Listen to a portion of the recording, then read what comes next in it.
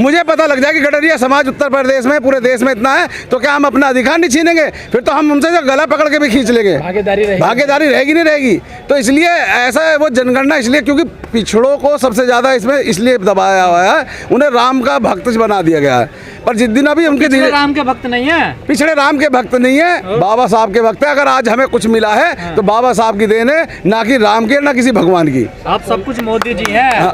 मोदी जी कुछ नहीं है, ये तो आता जाता समय है। आज चला है, कल उतर भी जाएगा, और बहुजनों ने ही बनाया और बहुजन ही नहीं चले आएंगे। वक्त उल्टा चल चुका है। आज जो बीजेपी के दलित नेता थे, मंत्री हैं, आज वो अपना इस्तीफा दे रहे हैं, तो ये समझ लीजिए कि कहीं ना कहीं परिवर्तन का दौर शुरू हो चुका है। साथ है उनके, पिछड़े साथ नहीं है। देखिए पिछड़ों को क्या है, पिछड़ों को तो उन्होंने जो लॉलीपॉप दिए हुए वो हटने लग रहे हैं। अब धीरे धीरे भ्रम भी तो उनका खत्म होता जा रहा है। एक नशा होता है ना, वो नशा उतरने का भी समय होता है, चढ़ने का भी समय होता है। तो जितना चढ़ना था वो चढ़ चुका है, अब उतरने का परवान है। और 2024 में हम मोदी जी को वहीं पहुंचा देंगे जहाँ गुजरात से चल गए थे। हिस्सेदारी नहीं मिली बीजेपी सरकार में। किसमें मिल रही, सबको मिल तो रही है। नहीं, जो हिस्सेदारी मिली नहीं, वो तो सबका विकास, सबका विश्वास चल तो रहा था। फिर ये मंत्री जी 3 दिन काहे इस्तीफा लिए घूम रहे दिल्ली में?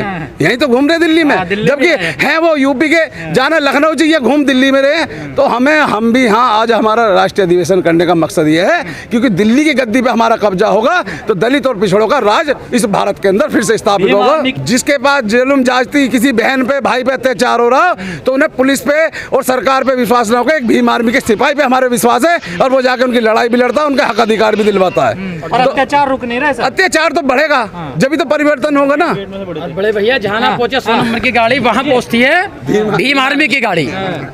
भीम आर्मी एक देश का सबसे बड़ा, पहला वो भारत का संगठन है जिसने पूरे भारत के अंदर अपना परचम लहराने का काम किया। तो सब कुछ अब भीम आर्मी है। भीम आर्मी सर्वजन हिताय और सर्वजन सुखाय की नीतियों पर आधारित है। बीएसपी का नारा चुरा लिया? नहीं, बीएसपी का नारा नहीं है, वो बहुजन समाज का नारा है, और ये भी बहुजन समाज भीम आर्मी का नारा है।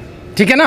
और भीम आर्मी इस देश के अंदर उभरती हुई बड़ी ताकत है, जिसने इस देश के अंदर गरीब, पिछड़ा, आदिवासी लोग, जो तमाम ऐसे लोग थे जिनके साथ अत्याचार हो जाता था, उनकी आवाज तक, थाने तक, कलेक्टर तक, शासन प्रशासन तक पहुंचती नहीं थी।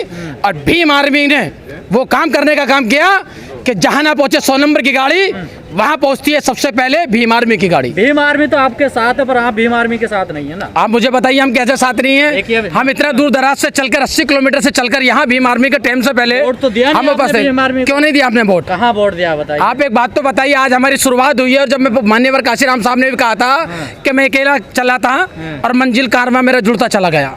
आज भाई चंद्रशेखर का पहला चुनाव था लोक विधानसभा का, और आने वाला जो फिर 2024 में चुनाव होगा, उसमें भारी मतों से बहुत मजबूताई मिलेगी। और ऐसा नहीं है कि हमारे पास कैंडिडेट नहीं है। जिला पंचायत सदस्य हमारे पास हैं, ग्राम प्रधान हमारे पास हैं, ब्लॉक प्रमुख हमारे पास हैं। आप मुजफ्फरनगर में जाके देखें ना, हमने जिला पंचायत सदस्य कितने जीते हैं। लेकिन जिस प्रकार के देश में राजनीति चल रही है, क्या उसका मुकाबला कर पाओगे आप लोग? मैं समझता हूँ जिस प्रकार की घटिया और ओछी मानसिकता की राजनीति चल रही है, लेकिन जो आदमी जब कीचड़ को साफ करने की जिसने ठानी है ना, तो उसमें कीचड़ में ही घुस के उस कीचड़ को साफ करना भी उसको अच्छी तरह से आता है। तो मंदिर मस्जिद की बात करोगे आप? मंदिर मस्जिद सबका अपना सम्मान है। मंदिर मस्जिद में जिसकी आस्था है वो अपनी आस्था मंदिर में पूरी रखे, जिसकी मंदिर के अंदर आस्था, मस्जिद के अंदर आस्था है, वो मस्जिद के अंदर अपनी आस्था पूरी रखे, लेकिन इस देश को तोड़ने की कोई बात ना करे। पर आप तो संविधान की बात करते हैं। हम संविधान, भारतीय कानून की बात करते हैं, और वो सभी को करनी चाहिए। आपने बात आस्था की करी थी ना, तो मैंने आपको आस्था का जवाब दिया।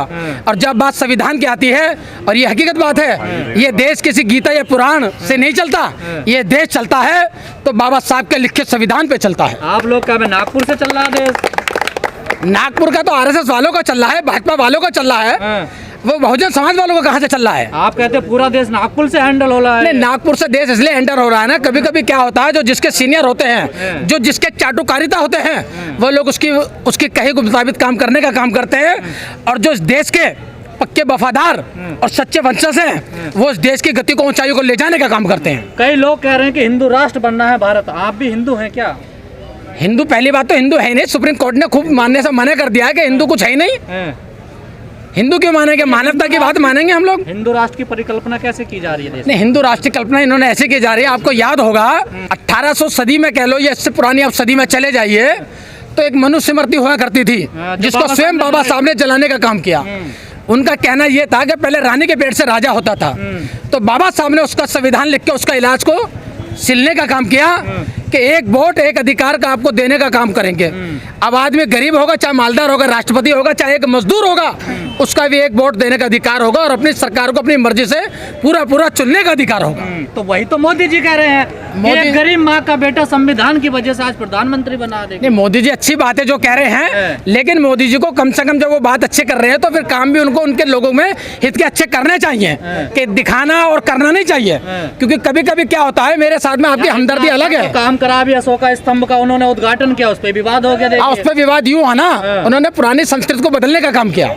अशोक स्तंभ प्राचीन है वो, और प्राचीन को देखकर उसको अलग आप बनाने का काम करेंगे। राष्ट्रीय प्रतीक है और उसको बढ़ाने का उन्होंने थोड़ा छेड़छाड़ किया ना, वो उन्होंने ठीक नहीं किया। शेर आदमखोर बना दिए, खूंखार बना दिए। हाँ, तो वो गलत है ना। जो था जैसे ऑलरेडी था उसको ऐसे ही रहने देना चाहिए थे। हाँ, उसके ये जरूर था कि थोड़ा छोटा था, उसको और विशाल बढ़ा देते, वो ठीक था। इस सरकार का कोई काम तो अच्छा लगता होगा आप? इस सरकार का नहीं, हम सुनिए, इस सरकार का हमें काम तो अच्छा लगता है कि वो जितना कहती है उतना कर नहीं पाती है। अच्छा, क्योंकि सुहाने लुभाने जैसे कहते हैं ना, कि जैसा सामान हमने दे दिया और परचूने से जब बाद में आदमी कहता है लाल भाव दे दो, तो वो लाल भाव में कुछ नहीं देती, सिवाय ठेंगा दिखाती है। अच्छा। इस सरकार ने सबसे ज्यादा वैकेंसी अगर खोली, लोगों की जेबों को ठगने का काम किया, लोगों की जेबों को ठग के उनकी वैकेंसियों पे फिर रोक लगाने का काम किया। यदि ये सरकार चाहती है, अभी जो क्रांति जो कौन सी भर्ती चली है ये अग्निपथ, आप एक बात तो बताइए श्रीमान पत्रकार महोदय, आपके माध्यम से मैं एक बात तो इस देश दुनिया के अंदर कहना चाहता हूँ। एक विधायक की नीति 5 साल की होती है और इस देश पर मर मिटने वाला युवा उसका शासनकाल 4 साल का कर रहे हैं आप जातीय सर्टिफिकेट भी मांग रहे हैं और जातीय सर्टिफिकेट मांग रहे हैं। आपका ये अनदेखा, ये ठीक नहीं है। और इस देश के अंदर आप इतिहास है कि जब भी इस देश को अपने खून पसीने किसी ने सींचने का काम किया, वो गरीब मजलूम बेसहारा आदिवासी लोगों ने अपने पसीने से देश को बनाने का काम किया। आप लोगों के लिए तो ये बढ़िया मौका है, सुनहरा मौका है, क्योंकि दलित पिछड़े कहाँ पढ़ पाते हैं। वो हाई स्कूल करने के बाद अब 4 साल की नौकरी, ये पढ़ने नहीं देते हैं ना। देखिए, ये पढ़ने नहीं देते हैं। कारण क्यों नहीं पढ़ने देते हैं? अभी आपको याद होगा ये सन 22 ये कामड़ लाओगे आप लोग? कामड़ा लाने वाले का क्या जरूरत है, पता नहीं, मेरी समझ में नहीं आता। उनको सबसे पहले कामड़ लाने से पहले जो उनके घर के अंदर उनके माँ बाप बूढ़े पिताजी हैं, जिनको दवा गोली की जरूरत है, सबसे पहले उनको कामड़ के रूप में उनकी सेवा करनी चाहिए। उनको सेवा करनी चाहिए, उनको सेवा करनी चाहिए उन माता बहनों की जिनको उन भाइयों की जरूरत है, जो आर्थिक रूप से बड़ी परेशान हैं, जो रोजी रोजगार के संघर्ष से झेल रही हैं। उन कामड़ियों को मेरा कहना यह है कि जितने वो श्रद्धा भाव शंकर जी के भगवान के चरणों में समर्पित करते हैं, इतनी ही थोड़ी भावना वो अपने परिवार के प्रति भी सचेत लगाने का काम करें। कई सारे घटना आप देखे होंगे। एक सहारनपुर में एक लड़की को मारकर जिंदा जला दिया जाता है और उसका कोई न्याय दिलाने के लिए तैयार नहीं होता है। यही समाज, हमारे बहुजन समाज के लोग उठकर जाकर न्याय दिलाने के लिए खड़ा होते हैं, तो यही पुलिस प्रशासन डंडा मारती है। इसलिए हम लोग ज़्यादा से ज़्यादा जो न्याय तो कोर्ट कचहरी देगा ना, न्याय देगा तो बताइए न्याय किस तरह मिलेगा? जब जिंदा जलाया जा रहा है और जब कोर्ट और जो संविधान बना है उसके तहत सरकार काम नहीं कर रही है, तो जनता आवाज़ उठेबे करेगी। तो क्या संदेश जाएगा आज? संदेश ये जाएगा कि हमारे बहुजन समाज के जितने लोग नए युवक हैं, इसमें काफ़ी से काफ़ी हम लोग जोड़ा जा रहा है। आने वाले समय में हम लोग अपना सरकार बनाएंगे। समस्या चल रही है पूरे देश में, आप लोग तो खैर पहले से भी कवरेज कर रहे हैं।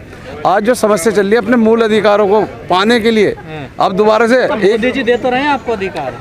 मोदी जी दे थोड़ी देर, मोदी जी तो खत्म कर रहे हैं। मोदी जी ने तो खत्म कर दिया है, धीरे धीरे खोखला कर दिया है। जो हमारे पूर्वज बना के गए थे, जो इसे देश की एक चिड़िया कही गई थी भारत को, वो सब मोदी जी ने चिड़िया सोने की खत्म कर दिया। सिर्फ पर रह गए, बाकी सबको फुर हो गया। दलितों का उत्थान हो रहा है, दलितों का, पिछड़ों का सबसे ज़्यादा अगर शोषण हो रहा है। इस जो है 2014 के बाद में जितना दलितों और पिछड़ों का हक मारा जा रहा है, वो इससे पहले कभी नहीं मारा गया। पिछले कह रहे हिंदू राष्ट्र बनना है, हिंदू राष्ट्र से कोई रोटी नहीं मिलने की है। आपको शिक्षा से उन्नति हुई है, हिंदू राष्ट्र से कोई नहीं उन्नति हुई है। जब भी हुई है शिक्षा से उन्नति हुई है, रोजगार से उन्नति हुई है, व्यापार से उन्नति हुई है। शिक्षा से उन्नति होती है, मंदिर से उन्नति होती है? नहीं, शिक्षा से होती है। मंदिर से क्या है? मंदिर तो सरकार क्यों इतना ध्यान दे रही है मंदिर पे? मंदिरों पे तो वो वही मनुस्मृति लाना चाहते हैं जो अब से पहले थी। वही जो अंग्रेजों से भी पहले, आज की अगर सच्चाई देखें तो जो अंग्रेजों के साल में, हमारे अंग्रेजों के समय में भी अत्याचार नहीं थे, आज इस सरकार में हो रहे हैं। मतलब अब ज़्यादा अत्याचार हो रहा है। तो इसलिए ये पिछड़े जितने हैं, ये अब आज एक देख तो रहे हैं आप, यूपी के जो राज्य मंत्री आज दिनेश खटीक आज अपने आप को दलित, आज उन्हें दलित दिखाई दे रहे हैं। कह रहे हैं मेरी कोई सुनता ही नहीं। सुनने का कैसे? जब आप अपने घर में आएंगे, आप अपने मिशन में आएंगे तो ही आपकी सुनवाई होगी, नहीं तो वो किराएदार हैं, आप वहाँ पे सिर्फ किराएदार के हैसियत से। मेरा सम्मान नहीं करता कोई, सम्मान कहीं नहीं, सम्मान सिर्फ अपने घर में मिलेगा। जो मान्यवर काशीराम साहब, जो बाबा साहब देके गए हैं, उसी घर में आपका सम्मान है और वही इज्जत है। कौन सा घर? जो बहुजनों का है। पहले हमारे लिए मान्यवर काशीराम साहब थे, जब वहाँ से मिशन आज भटक चुका, उनके जाने के बाद में आज हमारे नेता चंद्रशेखर आजाद हैं। मिशन से भटक नहीं रहे हैं। देखिए ऐसा होता है, जब कोई चीज़ नई उत्पत्ति होती है तो कुछ लोगों को, पुराने लोगों को जो परेशानियाँ होती हैं, आरोप तो हमेशा लगते हुए आए हैं। पर आज अगर आप देख रहे हैं, आपको जब आप, मुझे याद है 15 मार्च 2020 को भी आप रिकॉर्डिंग कर रहे थे, जब पार्टी की स्थापना हो रही थी, आपने रिकॉर्डिंग करी थी नोएडा में, और मैंने आपको स्टेटमेंट भी दिया था। जब पिछड़े समाज के लोग हम जैसे आप भाई के साथ आने लग रहे हैं, धीरे धीरे लोग कुनबा बढ़ने लग रहा है। अत्याचार नहीं रुक रहा है। अत्याचार तो देखिए, जब तक बाबा साहब कह के गए थे आपकी कलम में ताकत नहीं आएगी। अभी हमारे लोग जो अनसमझे हैं, उन्हें अभी शासन सत्ता का जो इस समय अभाव हो रहा है, जिस दिन हमारे हाथ में ताकत आ जाएगी तो दोबारा से फिर बहुजनों का राज होगा। हम पिछड़े नेता कह रहे हैं कि जातीय जनगणना होनी चाहिए, पर सरकार नहीं सुन रही है। नहीं, जनगणना तो हो चुकी है, पर बीजेपी उसे उजागर करने से डर रही है। क्यों? सरकार खत्म हो जाएगी। 15% वाले आज पूरे देश पे राज कर रहे हैं। जाएगा भैया। पिछड़ा आज आप मुझे, मेरी जनगणना हो जाए।